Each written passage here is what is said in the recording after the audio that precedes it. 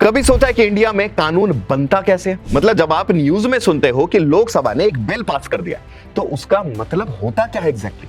सबसे पहले हर कानून की शुरुआत होती है एक बिल से, यानी एक प्रपोजल से या सजेशन से, जो या तो सरकार लाती है या कोई एक एमपी यानी कि member of parliament individually introduce करता है। यह बिल पहली बार या तो लोकसभा में आता है या राज्यसभा में, एक्सेप्ट मनी बिल जो सिर्फ लोकसभा में ही इंट्रोड्यूस हो सकता है। जब बिल हाउस में आता है तो उस पर होती है डिस्कशन, डिबेट और डिटेल में एनालिसिस की जाती है। डिस्कशन के बाद होती है वोटिंग। अगर मेजॉरिटी सपोर्ट मिल गया तो बिल पास हो जाता है और चला जाता है दूसरे हाउस में, जहां फिर से वही प्रोसेस होता है। जब दोनों हाउसेस द्वारा बिल पास हो जाता है तब जाता है राष्ट्रपति के पास, यानी कि भारत देश के प्रेसिडेंट के पास। प्रेसिडेंट यूज करता है अपनी वीटो पावर, जिसके तहत उस बिल को अप्रूव करते हैं, रिजेक्ट करते हैं, कभी कभी वापस भी भेज देते हैं ना फॉर रिकंसिडरेशन, यानी कि पुनः विचार के लिए।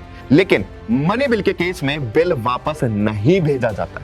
जैसे ही प्रेसिडेंट अपना एसेंट दे देता है, बिल बन जाता है एक एक्ट, यानी अब नया कानून लागू हो चुका है। लेकिन हर बिल सिंपल नहीं होता है। अगर कॉन्स्टिट्यूशन अमेंडमेंट की बात करी जाए, यानी कि संविधान संशोधन की बात करी जाए, तो स्पेशल मेजॉरिटी चाहिए रहती है दोनों हाउसेज में, लोकसभा और राज्यसभा में भी। और अगर पार्लियामेंट कभी कोई ऐसा लॉ बना दे जो कॉन्स्टिट्यूशन के बेसिक स्ट्रक्चर को तोड़ता है, तो सुप्रीम कोर्ट उसे अनकॉन्स्टिट्यूशनल डिक्लेयर कर सकते हैं, यानी कि असंवैधानिक। और अगली बार जब आप सुने बिल पास हो गया है, समझ जाना कि उसे पीछे एक फुल फ्लेज डेमोक्रेटिक प्रोसेस है, जहां आपका इलेक्टेड एमपी, पार्लियामेंट और प्रेसिडेंट मिलके सब आपके फ्यूचर के लिए डिसीजन ले रहे हैं। क्योंकि डेमोक्रेसी में लॉ मेकिंग सिर्फ पावर नहीं, एक रिस्पॉन्सिबिलिटी है।